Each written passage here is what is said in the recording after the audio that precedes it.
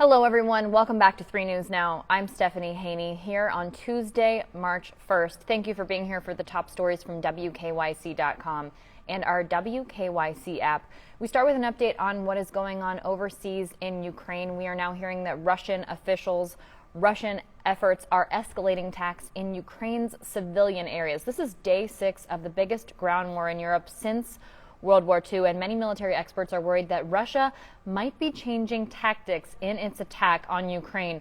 We do know that there were a series of attacks in the central square in Ukraine's second biggest city, and Kyiv's main TV tower was also attacked. That's what the president is calling a blatant campaign of terror. President Volodymyr Zelensky said nobody will forgive, nobody will forget in response to these latest attacks after there was bloodshed on the square in Kharkiv. That's the second biggest city in Ukraine. Ukrainian authorities said 5 people were killed in that attack on the TV tower. It's just a couple of miles from central Kyiv and a short walk from many apartment buildings. The TV control room and power substation were hit, and some Ukrainian channels briefly stopped broadcasting. That's according to officials. Now, Zelensky's office also reported a powerful missile attack on the site of the Babin Yar Holocaust Memorial. That's near the tower. A spokesperson for the memorial said a Jewish cemetery at the site was damaged, but it wouldn't be clear until daylight in Ukraine exactly to what extent that damage had occurred. Now, at the same time, there was a 40-mile convoy of hundreds of Russian tanks and other vehicles advancing slowly on Kyiv, and what the West is worried is a bid by Russian President Vladimir Putin to take over Ukraine's government and install a Russia-friendly regime. Now, a senior Western intelligence official has estimated that more than 5,000 Russian soldiers have been captured or killed. Ukraine has not provided an overall estimate of troop losses. Now, with this going on, many people are wondering, how can we make a difference here in Northeast Ohio? How can you make sure that you're getting help where it's needed most in Ukraine? One of the things that you can do if you're looking to make a donation is you can check out the source that you're sending your donation to through Charity Navigator. They look at U.S.-based 501c3 nonprofit organizations. That means they're registered as charitable organizations with the IRS, and that's where your gift is tax deductible. That's according to Kevin Scally with Charity Navigator. Now, their site right now has a page dedicated to organizations that are top ranked for how much of the money you donate goes directly to the people in need. Here's something else to pay attention to, though. If you are donating to one of these larger organizations, sometimes these nonprofit organizations are raising money for multiple causes at a time. So if you feel passionately about getting money directly to Ukraine, directly to those people who need it, then make sure you're checking to see the place that you donate to, whether it will go directly there. Now, one specifically that I personally found that I've chosen to donate to is the International Rescue Committee. They provide food, medical care, and emergency supplies for people who are displaced because of conflict. They say, just as a point of reference, that $108 will provide shelter temporarily for 8 displaced families. That's families, not people. So I posted about that on social media. You can check that out if that's something that interests you. But we do have information as well about local organizations that are helping to support the people in Ukraine right here in Northeast Ohio. You can find that on WKYC.com and our WKYC app. Now, as Russia continues to become more and more isolated, right now its allies are counted pretty short in supply. That's China, Belarus, and North Korea. The world of sport is also getting in on the isolation of Russia, and this is after certain banks have already been kicked out of the international financial economy. So Russia has now been banned from competing in international ice skating events. That's new today, after being kicked out of soccer competitions and hockey. This follows the International Olympic Committee's request to keep Russian athletes out of sporting events around the world. There are also other sporting events that have been impacted. That's a point of pride, a point of national pride for Russia. You can check out more about that on WKYC.com. Now, back here at home, we had the incident over the weekend where there was a video that was widely shared on social media showing a man using a racial slur and then punching a woman in the face. That man has been identified by police as the suspect, Andrew Walls. He turned himself into authorities yesterday, had his first court appearance today, and has been placed on a $25,000 bond. It was later found out in a police report. It's been reported to police that he also assaulted another woman. So he has 2 assault charges as well as a charge of using weapons while intoxicated. And the Akron Police Department government is working with the FBI to see if other charges will be brought forth, specifically a hate crime charge because of what happened, because of the use of the racial slur and then attacking at least one woman of color.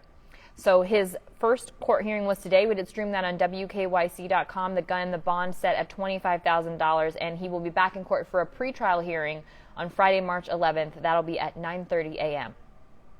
Now let's take a look at the latest COVID-19 numbers here in Ohio. We have seen another decrease in hospitalizations. Right now, 1,053 people are being treated in the hospital for COVID-19. Out of that, 195 of them are being treated in an ICU. The total number of people who have died related to COVID-19 here in Ohio is now 36,822. And the total number of new positive cases we've seen in the last 24 hours, that's jumped up a bit. That's 1,051 today. But again, remember, this doesn't include those at-home positive COVID-19 cases. That only comes from this number that we're reporting from the Ohio Department of Health are the official cases coming in at medical facilities and those PCR tests. Now, there was an interesting story that happened in Lorain County for a woman who has been planning her wedding for quite some time. Her name is Lindsay Boyer, and she was in a bit of distress because she had purchased a bridal gown, a beautiful bridal gown, almost $1,000 from a store in Sheffield Village. Well, she had purchased it off the rack. She was storing it there for safekeeping before it was time to have those alterations because she did this last April. Her wedding is in June, and that's pretty typical. You're going to get a wedding dress about a year in advance. But when she tried to call them about scheduling those alterations, they were closed. She had a very tough time getting a hold of them. She called, no answer. She messaged them on various social media platforms, no answer. She messaged them on Facebook, and that's when she saw that her message had been read but not responded to, and then she tried to message again, and then she wasn't able to send another message to that. Now, this place, by the way, it was called Candlelight Bridal in Sheffield Village. So 3 News was on the case. They went out there and they found a locked up storefront, talked to a neighboring business. That business said that they believed that it was initially owned by a woman, but that woman passed away and then her son took over, and then that son later evicted. So 3 News did some investigative work. Our Isabel Lawrence went to an address that was believed to be known to be one of the addresses of the owner. No answer. 30 minutes later, though, they got a message that the dress would be getting back to Lindsay Boyer. So very happy for Lindsay Boyer getting that dress back. 3 News is going to stay on the story until she gets that dress with her wedding dress coming up, coming up right here in June. Good news for her getting that back. Now, someone else who might be planning a wedding soon, we don't know, we are waiting to see, is recent Ohio University graduate Rachel Rakia. She's on The Bachelor. There was an episode last night, and she got to introduce The Bachelor, Clayton Echard, to her father, Tony, who was a tough audience for The Bachelor. He did not crack a smile the entire time they were there. Now, Rachel was born in Chicago. She recently spent many years at Ohio University. She had just graduated. When we first met Rachel on The Bachelor, it was footage of her at Ohio University saying she was just about to graduate from flight school there. She did. Now she's a private pilot and a flight instructor. Her family, though, has since moved to Claremont, Florida. So that's where she took Clayton to meet her parents. And Tony, not quite having it, although by the end of things, he did sort of come around as much as he could. He said he's not a hugger. He said, but if I squeeze your arm and I give you a handshake, you'll know that I'm at least okay with the state of things.